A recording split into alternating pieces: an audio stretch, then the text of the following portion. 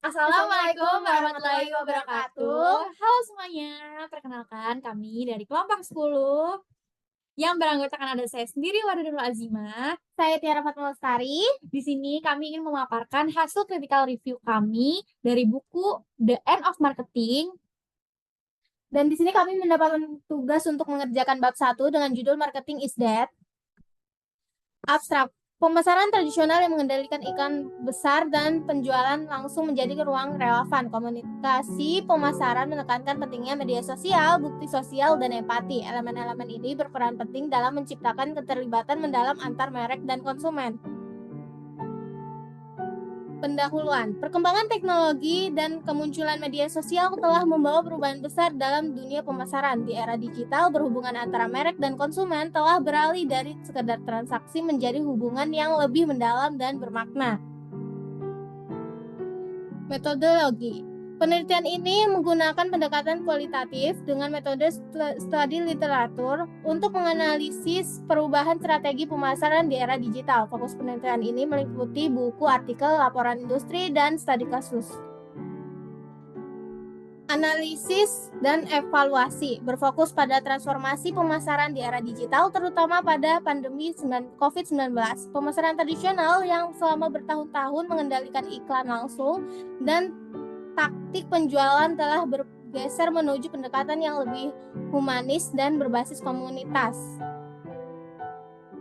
Selanjutnya ada analisis teori. Di sini ada dua. Yang pertama IMC Foundation atau Integrated Marketing Communication. Dalam era digital, IMC berkembang dari sekedar menyampaikan pesan yang konsisten di berbagai media menjadi sebuah sistem komunikasi yang mengintegrasikan berbagai saluran digital dan media sosial. Yang kedua ada brand management. Brand management ini, manajemen merek kini tidak hanya berfokus pada pencitraan atau iklan massal, tetapi pada pengembangan hubungan emosional dan konsumen. Konsumen modern lebih memilih merek yang mencerminkan nilai-nilai sosial dan kemanusiaan. Selanjutnya akan dijelaskan oleh teman saya. 3 ada buyer behavior. Teori perilaku konsumen di era digital berfokus pada faktor sosial dan emosional seperti FOMO, fear of missing out, dan social proof. 4 ada EMC planning process. Proses ini melibatkan perencanaan komunikasi yang menggabungkan konten yang relevan dengan kebutuhan emosional konsumen dan mendukung interaksi yang autentik di mana merek harus menyajikan nilai nyata daripada sekedar dengan pesan promosi.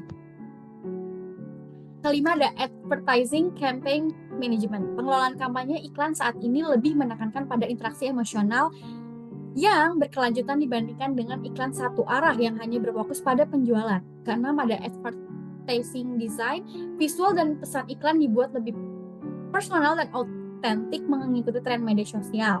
7 ada tradisional media channel. Walaupun media tradisional tidak lagi menjadi saluran utama, masih relevan sebagai pelengkap dalam kampanye IMC yang lebih besar. Media tradisional dapat membantu memperluas jangkauan dan meningkatkan kesadaran merek. Oke, argumen penulis mengenai perubahan pemasaran. Penulis mengkritik keras pemasaran tradisional yang berfokus pada iklan massal dan penjualan langsung.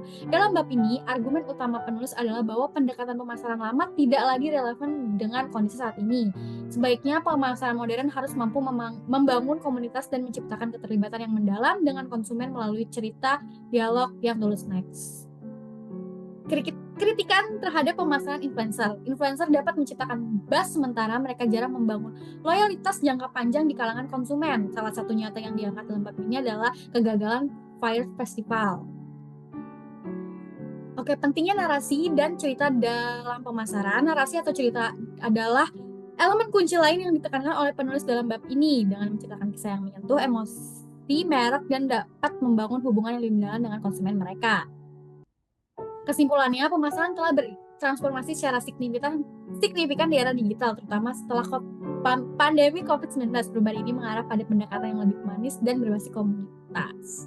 Oke, terima kasih. Sekian pemaparan kami, kurang lebihnya mohon maaf. Bye-bye. Assalamualaikum.